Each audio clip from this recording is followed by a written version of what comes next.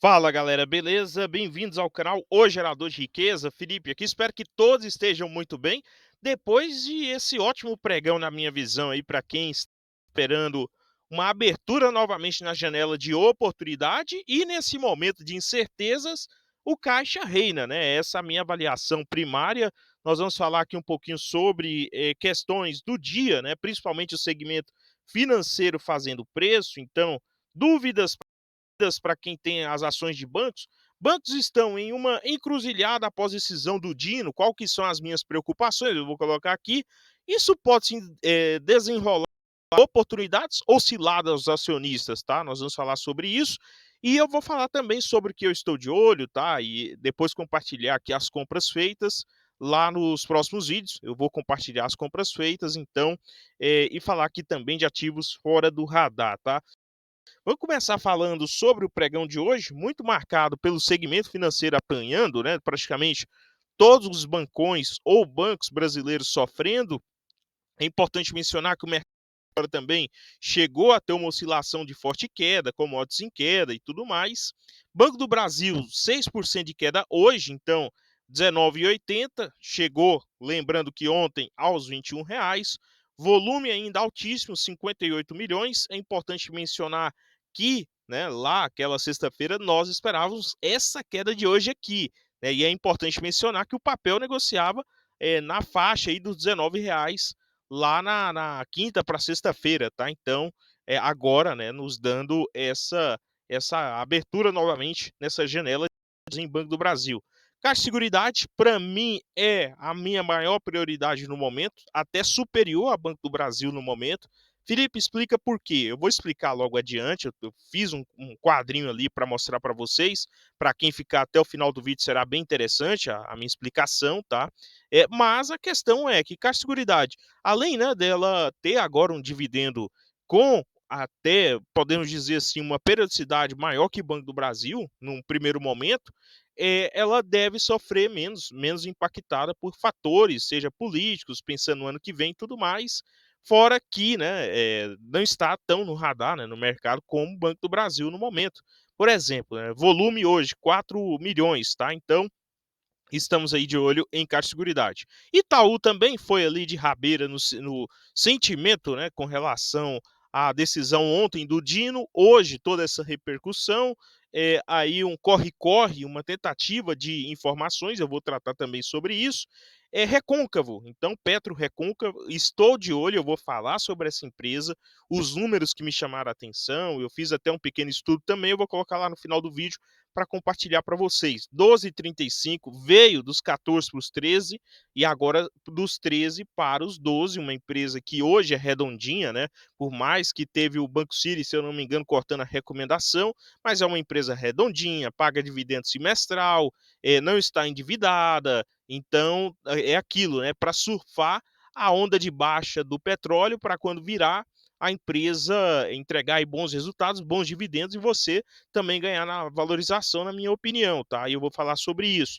BB Seguros é outra que me chamou a atenção nesse pregão de hoje, 32,22, 1,95 de queda, né, hoje, e Isa Brasil novamente abaixo dos R$ 22.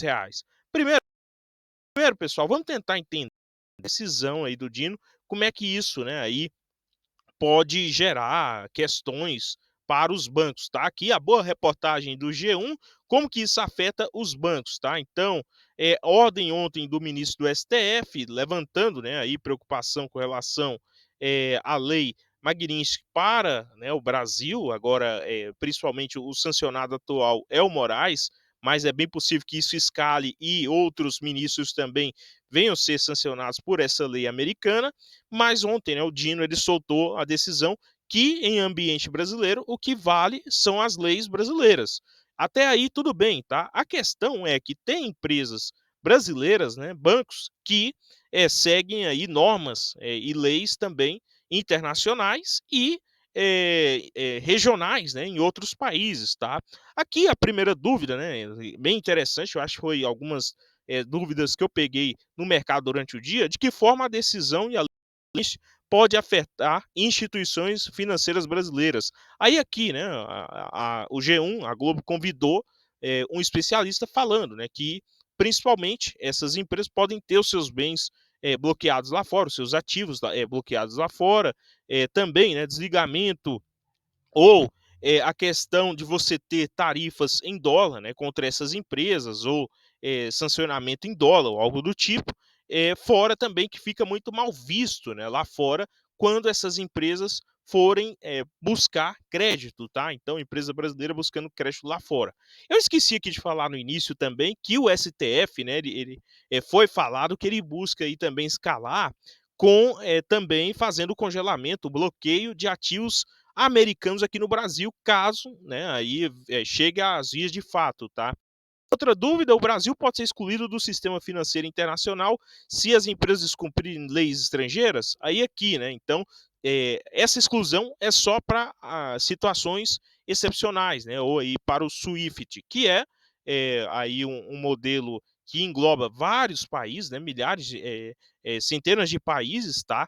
Mais milhares de instituições financeiras, tá?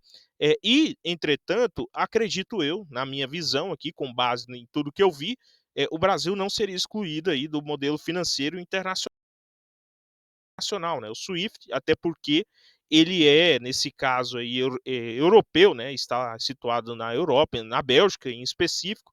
Teve uma reunião na semana passada com o Banco Central e o Ministério da Fazenda, eu vou mostrar isso logo adiante. As outras duas dúvidas, né? Eu acho que mais interessantes. Empresas e bancos brasileiros com negócios nos Estados Unidos são obrigados a cumprir a lei Magnitsky? E aqui, né, na teoria, sim, né, devem obedecer à lei brasileira. Na prática, para operar no mercado internacional, ninguém pode simplesmente ignorar a legislação dos Estados Unidos que controla o sistema financeiro global. Aqui é a fala do especialista. A outra dúvida: bancos e empresas que atuam em vários países devem seguir qual legislação? Aí aqui, né? é, o mesmo vale para operações na Rússia ou em qualquer outro país, sempre considerando os tratados internacionais em vigor. Ou seja, é uma obediência a ambas as legislações, ou seja, essas empresas têm que estarem adequadas às normas nacionais, no caso aqui dos bancões brasileiros, às normas nacionais e também às normas internacionais, tá? Agora, para a gente concluir primariamente esse tema, tá? Eu vou dar a minha opinião logo a seguir, mas ainda sem nada oficial embasado. Acho que é muito importante ter opinião, o investidor ter opinião embasado, primeiro com relação à FEBRABAN, né, que é a Federação dos Bancos, que ali sai uma decisão unânime de todos os bancos, tá? Aqui, né, aqui a questão da Magnitsky, como que o sistema SWIFT veio ao Brasil, né? Não está sujeito a sanções arbitrárias. Então, o porta-voz do SWIFT, né, então aí do sistema, teve recentemente o chefe, né, global dos assuntos corporativos do SWIFT aqui no Brasil, foi recebido pelo Ministério da Fazenda e, né, então, deixou bem claro que isso não aconteceria, o desligamento. Então, como é que eu concluo hoje, né, hoje, dia 19, ainda não é, né, totalmente aí 100% a minha opinião, mas com esses dados que, primeiramente, o sistema financeiro brasileiro não será desligado do sistema financeiro internacional, tá? Para acalmar, eu acho que aí o investidor, acho que essa hipótese ela não existe no momento, tá? Mas aqui dois fatores para ficar com a anteninha ligada, né? No Brasil, caso os bancos descumpram aí qualquer medida, pode ocorrer multas, tá? Multas ou algo do tipo com relação ao STF. Esse cenário ele é ruim, tá? Esse cenário ele não é bom, ele é ruim, coloca em choque aí a questão da viabilidade, se os bancos são realmente independentes para trabalhar ou não.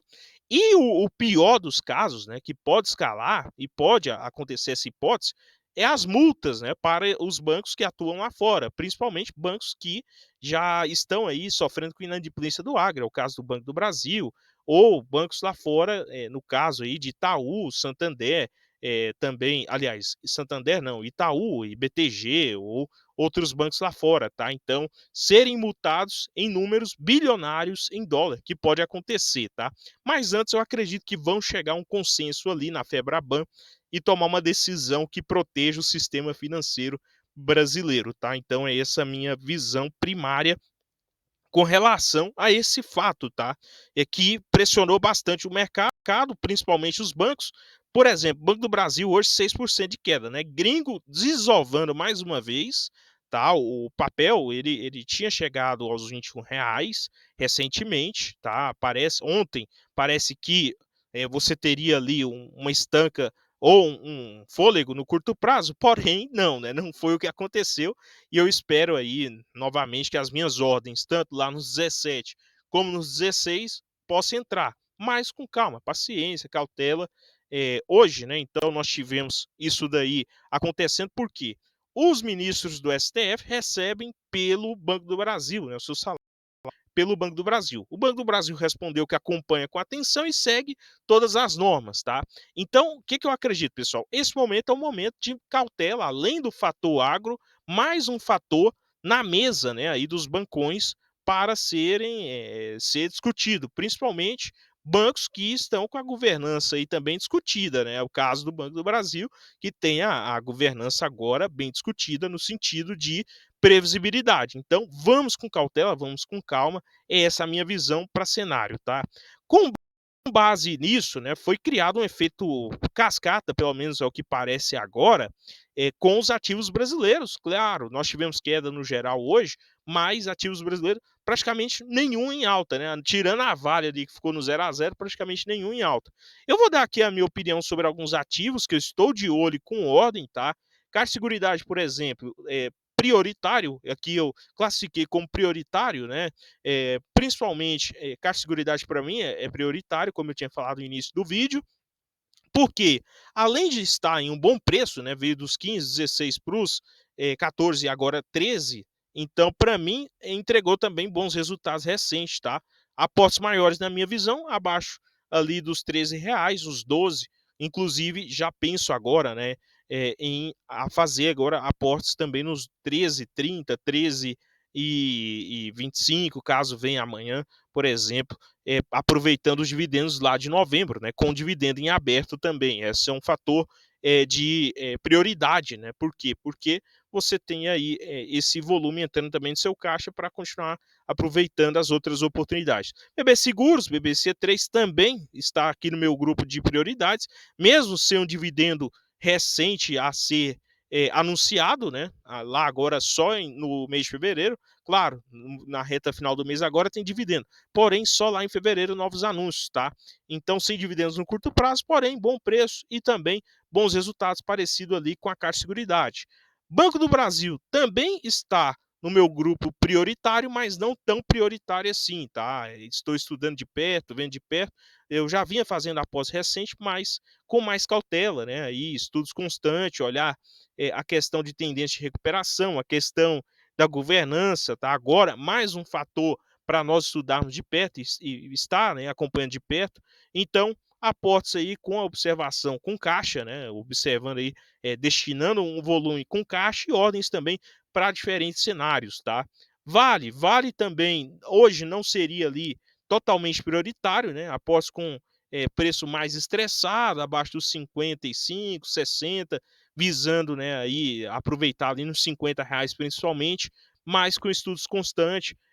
Hoje, né, minério de ferro ainda estressado, não tem um volume de alta, né, um momento, um ciclo de alta lá fora, então deixa de ser prioridade no momento, porque eu tenho hoje, no mínimo, duas, três excelentes opções, tá? Ou boas opções, mas segue no radar, tá? E sem um grande dividendo a anunciar agora, né, por perto, porém, um ativo que está aí no radar. Petro 4 também preço estressado, né, recente, mas gosto de comprar, iniciei posição abaixo dos 30, nos 29, então, preço estressado, porém estudo constante, olho na governança, tá? Alguns fatores aí começam a chamar a atenção, volatilidade também no curto prazo, questão do preço do petróleo Brent, tá? Então, preço no petróleo Brent abaixo dos 60 ali, é outra precificação em Petrobras, e também a governança e como que irá se desenrolar em meio a esse cenário, margem equatorial e tudo mais, tá? Semin também estou de olho, tá? Ciclo de commodities, então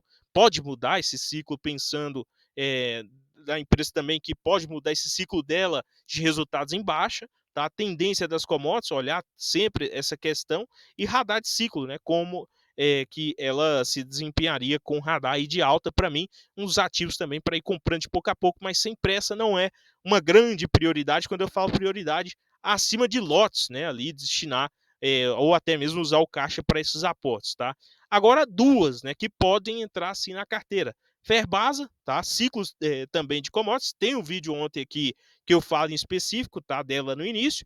E a outra aqui que eu vou compartilhar logo com vocês a minha opinião, números também que eu estou de olho, que é a RCV3 Recôncavo, aguardando aí uma confirmação de como que o mercado poderia entregar, né, no curto prazo uma certa expectativa, tá, para a empresa, tá? Então a tendência também volta lá para o petróleo, né? Tendência de queda no curto prazo, mas é aquilo, a empresa redondinha, para mim, um fator muito primordial para passar, né, por essa fase de baixa do ciclo.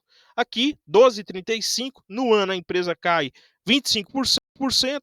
E aqui, o que eu espero para os próximos 5 anos, considerando a mediana dos números dos últimos 5 anos, tá? Isso daqui pode variar positivamente ou negativamente ano a ano, mas só para ter uma base, uma noção de quem que é a empresa, como que ela cresceu, tá? Vamos entregar aqui mais 5% em relação ao crescimento da mediana, né? Por exemplo, eu espero receita líquida que ela saia aí lá de 26 em diante até 2031, dos 2 bilhões para os 3 bilhões e meio, tá? Fica ali com essa faixa aí bem interessante, tá? Por exemplo, que o lucro, né, líquido dos próximos anos, por exemplo, para o próximo ano, aliás, 437 milhões, e pode chegar até 558 milhões lá no ano 5, né? Pensando aí no médio prazo, tá? E que a dívida, ela, mesmo que ela venha subir, é uma dívida não tão expressiva assim, né? Dívida líquida com relação à geração de caixa. Agora, um fator aqui que me chamou a atenção é a distribuição de dividendos, né? Uma empresa que distribui pelo menos a metade do que ela lucra, né? De lucro líquido. Aí, aqui, já pensando em dividendo por ação, eu espero, por exemplo, no mínimo para 26, 0,85 por ação, para 27, 0,89, para 28, 0,94 para 29,098, né? Isso aqui, pessoal, pode ser até números superiores, tá? Com a periodicidade semestral. Inclusive, só nesse ano a Recôncavo já anunciou algo em torno aí de acima de 50 centavos, se eu não me engano, tá? Então, são fatores que você pode se embasar assim para ter ali uma margem de segurança. Por exemplo, ela negociaria aí a no mínimo 7%, pensando naqueles 89 centavos que eu coloquei ali anteriormente, tá? Agora, sobre os fundamentos, ela negocia 5 vezes o PL, nada mal, paga um bom dividendo yield, né? Paga também um bom dividendo por ação recentemente e está com ciclo de baixa. Importante lembrar isso, tá? São números de fundamento em ciclo de baixa. Preço sobre valor de patrimônio, por exemplo, 0,82, negocia a R$ 12 por ação, o valor patrimonial por ação é de 15, né? Então, com crescimento recente, tá? Com crescimento recente. Lucro por ação demonstra que a empresa está num ciclo de baixa, né, ali do petróleo, da commodity petróleo principalmente, e, né, mesmo assim entrega um ROI aí de 12 a 14% na média aí dos últimos anos, com um endividamento, né, dívida líquida sobre EBITDA, na casa hoje aí, dívida líquida sobre EBITDA na casa de 0,72, né? Ou seja, forte geração de caixa, fora EV, EBITDA, né? Valor aí em relação a geração de caixa, né? Valor de mercado em geração a geração de caixa, de 2,92 vezes, tá? Então, para mim, não dá para deixar de acompanhar pelo menos essa empresa no curto e médio prazo, visando oportunidades, tá? Uma empresa para crescimento na carteira e dividendos, tá, pessoal? Então, esse é o entendimento aqui. Coloque nos comentários se você concorda, discorda sobre essa empresa, tem outras opções melhores na sua visão. Coloque aqui os códigos também do que você está de olho no curto prazo, né? O seu radar e tudo mais. No mais, pessoal, eu vou encerrar o vídeo por aqui, não representando uma recomendação da compra ou a venda dos ativos citados nesse vídeo aqui em questão.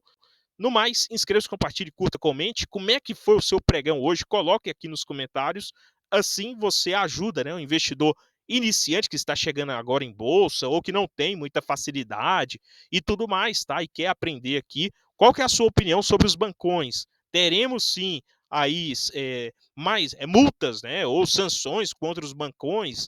Qual que é a sua visão? Ou tudo isso irá se desenrolar aí com a junção lá na Febraban, na sua visão. Coloque aqui nos comentários, aguardo comentários de vocês investidores, bons aportes a todos e até o próximo. Valeu!